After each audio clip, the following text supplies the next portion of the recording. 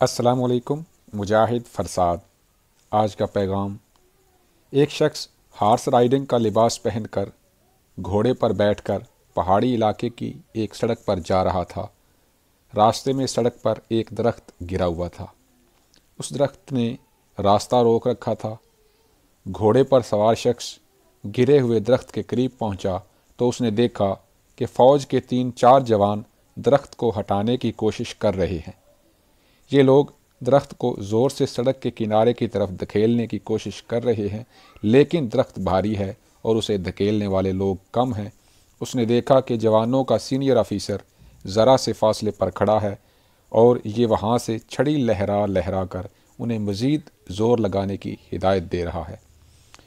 اس شخص نے اندازہ لگایا کہ اگر یہ سینئر آفیسر بھی ان جوانوں کے ساتھ مل جائے اور درخت کو ہٹانے کے لیے زور لگانا شروع کر دے تو درخت چند لمحوں میں سڑک سے ہٹایا جا سکتا ہے۔ وہ شخص گھوڑے سے اترا، سینئر آفیسر کے پاس گیا اور اس سے مخاطب ہو کر بولا، اگر آپ بھی جوانوں کے ساتھ شامل ہو جائیں تو میرا خیال ہے درخت سڑک سے کھسک سکتا ہے۔ سینئر آفیسر نے غصے سے اس کی طرف دیکھا اور بولا، میں ان کے ساتھ کیسے شامل ہو سکتا ہوں؟ میں ایک سینئر آفیسر ہوں، ان کا چیف ہوں۔ میں جونیئر بن کر اپنے ماتحتوں کے ساتھ کام کیسے کر سکتا ہوں؟ یہ ممکن نہیں ہے۔ اس شخص نے یہ جواز سنا، مسکرایا، درخت کے قریب پہنچا اور جوانوں کے ساتھ مل کر درخت کو دھکا لگانا شروع کر دیا۔ درخت کھسکا اور 2-3 منٹ میں کھائی میں جا گرا۔ سڑک صاف ہو گئی۔ اس شخص نے ہاتھ جھاڑے، گھوڑے پر بیٹھا، سینئر آفیسر کے قریب آیا، اپنی جیب سے اپنا وزٹنگ کارڈ نکالا اور سینئر آفیسر کو دیا اور کہا، میرا نام ونسٹن چرچل ہے، میں اس ملک کا وزیر اعظم ہوں۔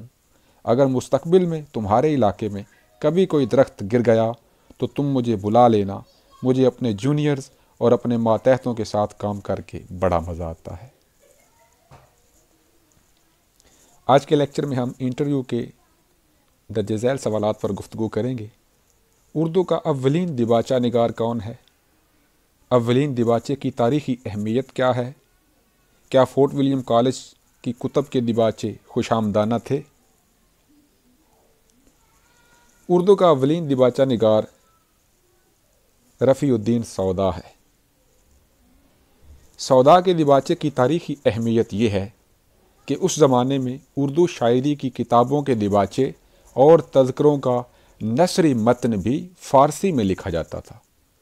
اگرچہ سودا نے اپنی افتاد طبع کے مطابق یہ دیباچہ اپنے کسی حریف فن کے لیے لکھا ہے، تاہم اسے اردو کا اولین دیباچہ لکھنے کا افتخار حاصل ہے۔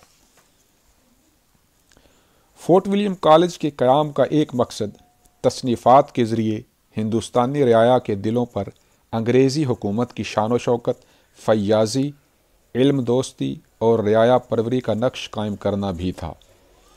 بظاہر فورٹ ولیم کالج کی مطبوعات کہانی، تاریخ، شاعری اور قانون کی اصناف پر محیط ہیں، تاہم مصنفین نے ان کتابوں میں جو دیباچے اور خود نوشت حالات لکھے ہیں، ان میں سرکار انگلشیا، لارڈ ویلزلی اور ڈاکٹر گلکرسٹ کی تحسین اور قصیدہ گوئی میں کوئی کسر اٹھا نہیں رکھی۔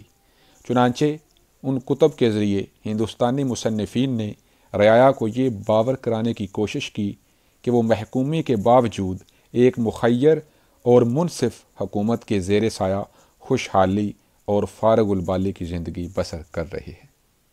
بہت شکریہ۔